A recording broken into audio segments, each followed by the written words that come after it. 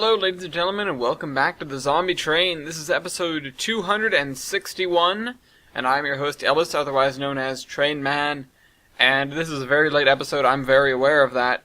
I've had some tough goings on towards the end of the year, the end of my college career here, and I won't be posting a video next week either. So the next video after that is probably going to be that next week being this Thursday is what I mean. We're not getting another episode this Thursday. And then following that, there's probably going to be the podcast, maybe the building podcast, and then 262. And then the week after that is a route review, so we'll see what we're doing then. Anyways, this episode is about food. It was a question asked by the Fat Little Chicken.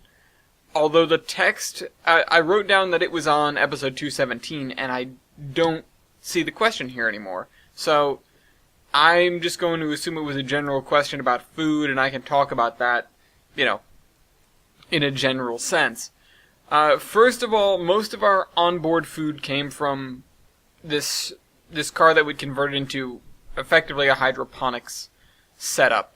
And we grew mostly like carrots and potatoes. Potatoes are good, they get you a lot of calories for not a lot of,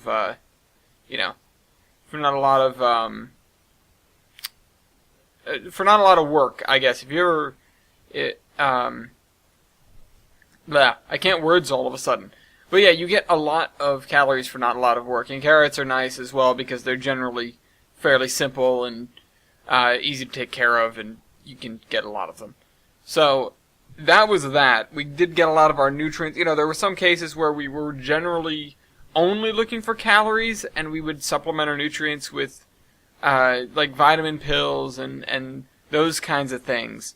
But that was less of a common occurrence because that took a lot of almost rationing and a lot of forethought as well, which is kind of problematic. We didn't exactly have a nutritionist on board, so we were flying a little bit blind in that department. It was sort of like, well, if we eat this and we take these, we should be all right, we think. And nobody died of like potassium poisoning or something like that. So it seemed to turn out okay, but most of the time we would go for a little bit more of a balanced diet. Now, we didn't have the space to grow anything extravagant. We didn't have the space to grow fruits or most vegetables and things like that. It was difficult having a vehicle that we had to basically live out of. But the flip side of that there were a lot of communities that would basically subsist off of farming, and they were always very open and available to trading with us. So we could then take these things that we collected, which generally wasn't food, and trade and sell and, barter with them. All sorts of things like wiring or generators or gasoline sometimes. Coal, especially, was a big commodity for us later. Transportation as well, and medicines, and people that were good at certain things. I say medicine, so I think of doctors. How many times we had to transport doctors and nurses, and even sometimes like surgeons, if somebody needed something, if somebody needed a surgery, that they couldn't just sort of be talked through, which nobody wants to have to do that. Certain specialty items, almost like fetch quests, but where we would say, okay, we can give you these, and we'll go and look for something and go and bring it back to you in the end. That happened a couple of times for like people trying to get airplanes running, in particular, because that seemed to be sort of a hot not hot topic, but a hot thing to attempt. And I talked about airplanes recently, but that and as well, we did get large shipments of stuff in exchange for moving troops for the military, etc. But no, it largely came from these small communities that we would encounter on our runs, and they would need this, that, or the other miscellaneous thing that they really couldn't get themselves. And sometimes it was quite significant. Sometimes we would trade, we would receive like crates and crates of oranges was a good example. And in exchange we'd bring back it's a couple of flat cars of lumber or something like that, something that we could manufacture but had to be transported. And that's really where, that's obviously where we shined, moving stuff. So while we kept ourselves sustained off of the things that we could grow and the things that we could find, because of course we did do plenty of hunting to bring back meat and stuff like that, as I've talked about, all living things virtually are anything with half a brain, so not humans, basically immediately, instinctually runs away from zombies. And that's true of everything from, like, cows to dogs. One of the first indications that you were going to be attacked is that your pets just disappeared. And, busted out and ran away. And that would, that it wasn't something that people necessarily put two and two together right away, but it's something that people realized as the war went on.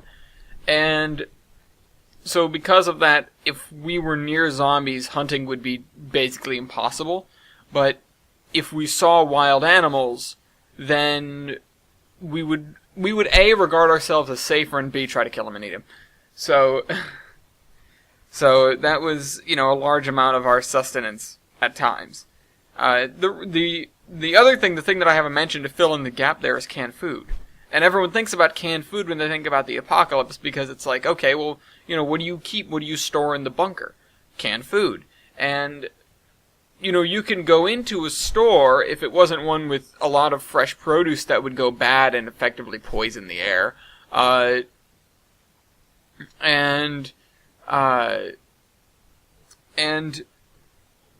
you just basically raid shelves and shelves of canned goods, and then you're set for a while. It's, it was by far the most efficient thing. The most disappointing thing is the fact that all the snacks went bad really quickly. All of, like, the sugary, your Cheez-Its, your pretzels, your goodies. You had a very limited window at the beginning of World War Z to get your hands on that stuff, and then after that it was gone.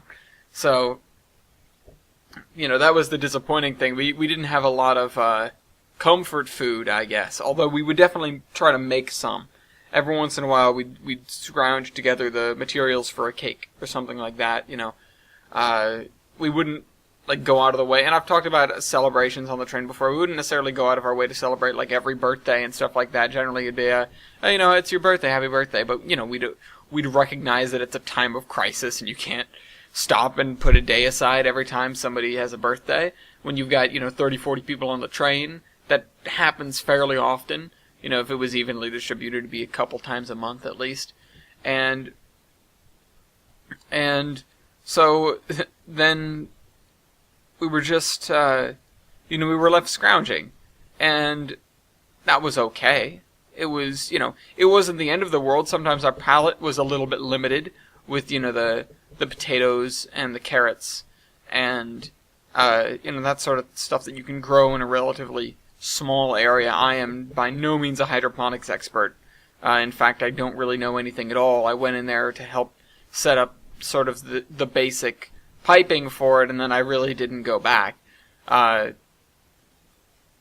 Because it was disconnected from everything else on the train. You had all of the passenger cars very close to the engine, and then a block of freight cars usually, and then the final car, or the final passenger car, which was the hydro lab, and then the flat cars and tank cars and caboose. I think it's the other way around, and the crane is in there somewhere after we went to Strasbourg.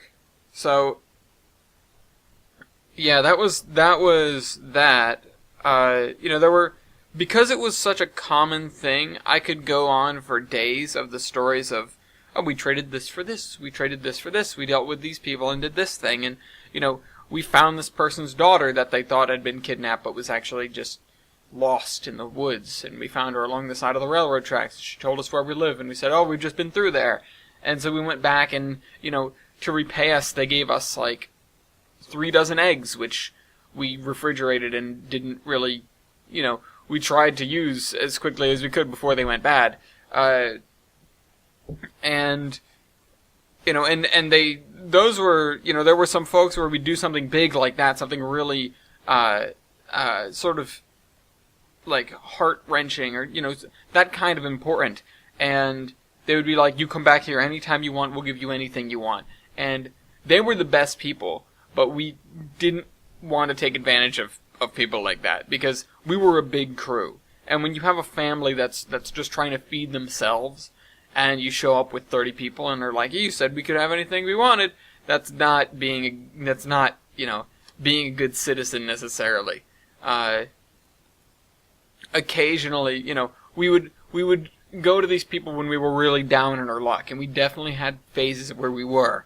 I'm